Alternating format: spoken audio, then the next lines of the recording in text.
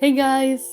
For the past 2 weeks or so, I've been working on these delicate paper quilling cards for the holidays. I'm so happy that I finally finished them and I look forward to sharing the process with you all. This is one of my favorite patterns to make. I felt like I could go on and on filling up these ornaments. I would always see a new tiny spot where I could add something. But I had to make myself stop, otherwise you would not be seeing this video anytime soon. Now, without any further ado, let's get started on the work.